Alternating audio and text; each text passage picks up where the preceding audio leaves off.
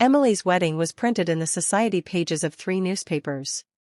Whitmore heiress marries business tycoon in private ceremony. Daniel read the headline on a broken chair in his rented room, the paper trembling in his hands like it was alive. There was a photo too. Emily in white. Richard beside her. Both smiling for a world that had no idea what that smile had cost. He folded the paper carefully and placed it in the drawer where he kept unpaid bills and old dreams. Some things belonged together. Inside the Whitmore mansion, now renamed Hawthorne House, Emily was learning the weight of her new life. Richard was not cruel. He never shouted. He never struck. His cruelty lived in silence. He controlled everything gently. What she wore. Where she went. Who she spoke to. When she smiled too much. "You don't need to worry about old friends anymore," he once said calmly as he deleted contacts from her phone. "Your world is different now." Different. That word felt like a prison.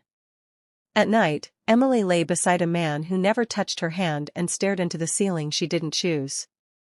Every shadow reminded her of a boy standing in rain with a letter he didn't open for a year. Daniel's life had shrunk. The bakery cut his hours. His mother's health worsened. He took work wherever pain paid, construction, night cleaning, deliveries. Love became a luxury he could no longer afford. But some nights, when the streets were empty, he would still walk past Hawthorne House. Not to see her. Just to breathe the same air. One winter evening, as snow fell softly onto the silent road, a light turned on upstairs. A shadow appeared at the window. Emily. They looked at each other through glass and distance. Neither moved. That night, she cried for the first time since her wedding.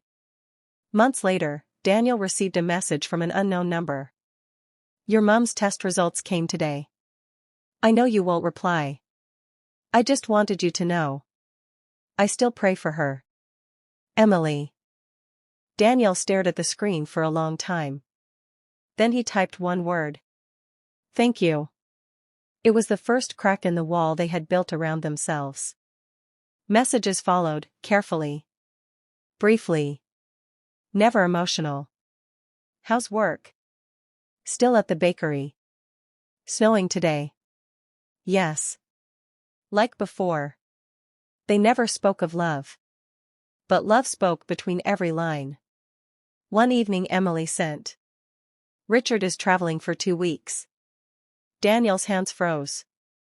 He knew what that meant. But instead of hope, fear entered his chest. They met at the old riverside park where no one went anymore. Emily arrived wrapped in a gray coat, thinner than before. Her smile returned when she saw him, the same smile from years ago. For a moment, the world healed. They talked for hours. About everything and nothing. Their hands brushed. Stayed. "Did you ever stop loving me?" she whispered. Daniel swallowed. "Did you?" Tears answered for both. But when she leaned forward slightly, trembling, Daniel gently stepped back. "We can't," he said. Her chest shook as she cried. Not because she was rejected. But because he was still noble in a world that had broken him. 2 days later, tragedy arrived quietly.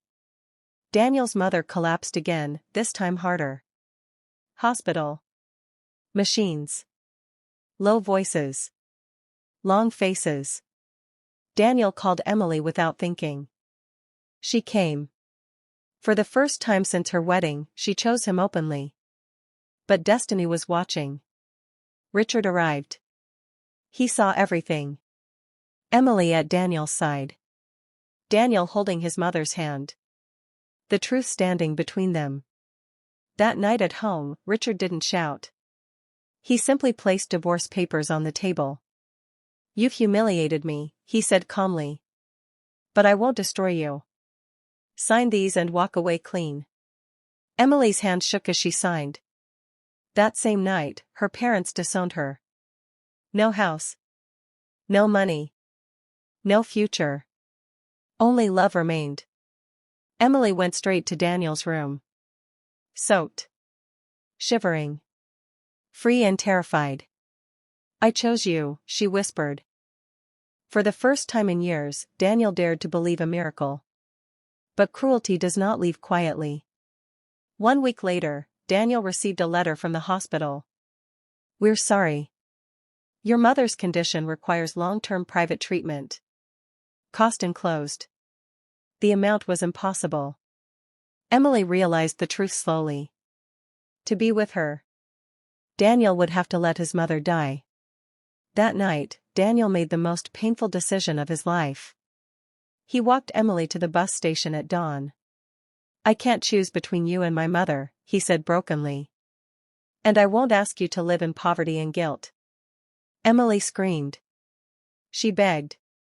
She held his legs. But he put her on the bus anyway. "I love you enough to ruin myself without you," he whispered. The bus pulled away.